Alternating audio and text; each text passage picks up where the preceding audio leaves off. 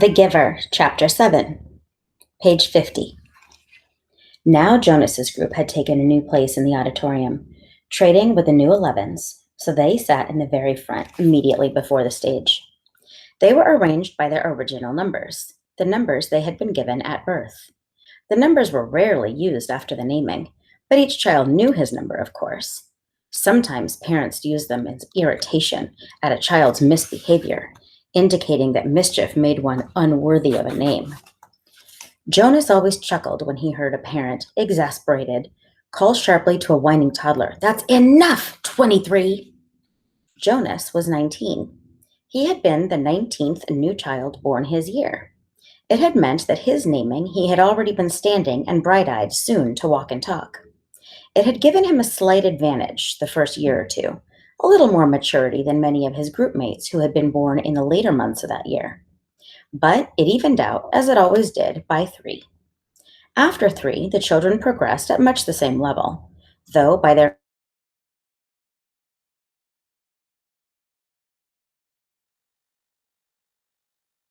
number was 19, since there were other 19s, of course, in each age group. And today, now that the new 11s had been advanced this morning, there were 2 11 19s. At the midday break, he had exchanged smiles with the new one, a shy female named Harriet. But the duplication was only for these few hours. Very soon he would not be an 11, but a 12, and age would no longer matter. He would be an adult, like his parents, though a new one, and untrained still. Asher was 4, and now sat in the row ahead of Jonas. He would receive his assignment 4th. Fiona, 18, was on his left, and on his other side sat 20, a male named Pierre, whom Jonas didn't like much. Pierre was very serious, not much fun, and a worrier and a tattletale, too. "Have you checked the rules, Jonas?" Pierre was always whispering solemnly. "I'm not sure that's within the rules." Usually it was some foolish thing that no one cared about. Opening his tunic if it was day with a breeze, taking a brief try on a friend's bicycle just to experience the different feel of it. The initial speech at the ceremony of 12 was made by the chief elder, the leader of the community, who was elected every 10 years. The speech was much the same each year: recollection of the time of childhood and the period of preparation, the coming responsibilities of adult life, the profound importance of assignment, the seriousness of training to come. Then the chief elder moved ahead in her speech. "This is the time," she began, looking directly at them, "when we acknowledge differences. You 11s have spent all your years till now learning to fit in, to standardize your behavior, to curb any impulse that might set you apart from the group. But today we honor your differences. They have determined your futures." She began to describe this year's group and its variety of personalities, though she singled no one out by name.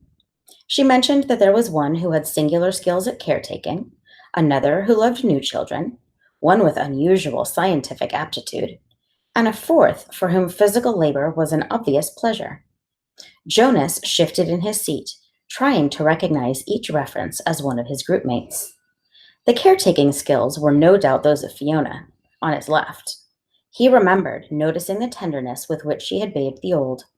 Probably the one with scientific aptitude was Benjamin, the male who had devised new, important equipment for the rehabilitation center. He heard nothing that he recognized as himself, Jonas. Finally, the chief elder paid tribute to the hard work of her committee, which had performed the observations so meticulously all year. The committee of elders stood and was acknowledged by applause. Jonas noticed Asher yawn slightly, covering his mouth politely with his hand. Then, at last, the chief elder called number 1 to the stage, and the assignments began. Each announcement was lengthy, accompanied by a speech directed at the new 12. Jonas tried to pay attention as 1, smiling happily, received her assignment as fish hatchery attendant, along with words of praise for her childhood spent doing many volunteer hours there, and her obvious interest in the important process of providing nourishment for the community. Number 1, her name was Madeline, returned, finally, amidst applause to her seat, wearing the new badge that designated her fish hatchery attendant. Jonas was certainly glad that that assignment was taken. He wouldn't have wanted it. But he gave Madeline a smile of congratulation. When Tu, a female named Inger, received her assignment as birth mother, Jonas remembered that his mother called it a job without honor. But he thought that the committee had chosen well. Inger was a nice girl, though somewhat lazy, and her body was strong. She would enjoy 3 years of being pampered that would follow her brief training. She would give birth easily and well, and the task of laborer that would follow would use her strength, keep her healthy, and impose self discipline. Inger was smiling when she resumed her seat. Birth mother was an important job, if lacking in prestige. Jonas noticed that Asher looked nervous. He kept turning his head and glancing back at Jonas until the group leader had to give him a silent chastisement, a moment to sit and face forward.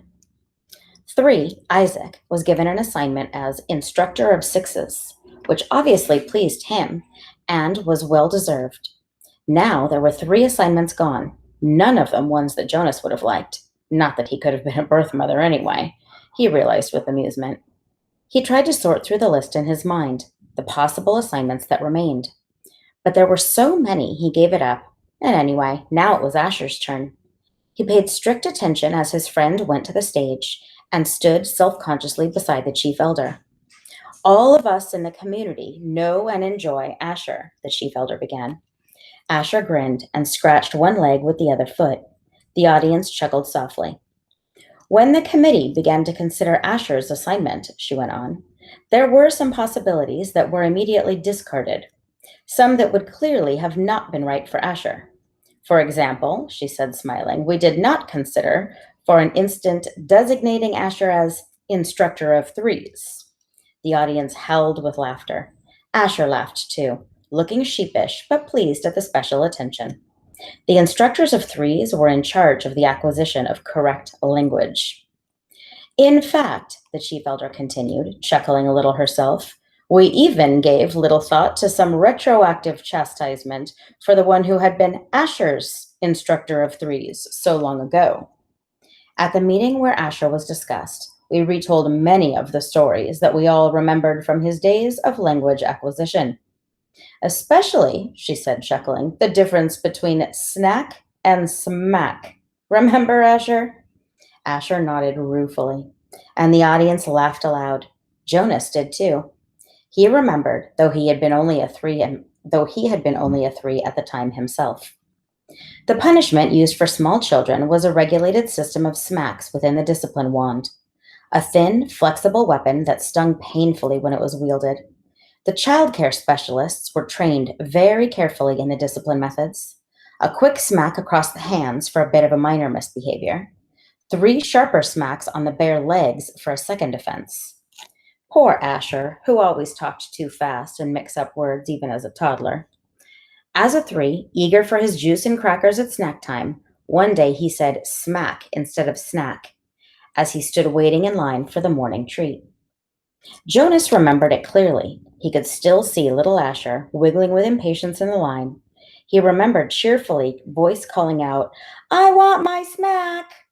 The other 3s, including Jonas, had laughed nervously. Snack, they corrected. You meant snack, Asher. But the mistake had been made, and precision of language was one of the most important tasks of small children.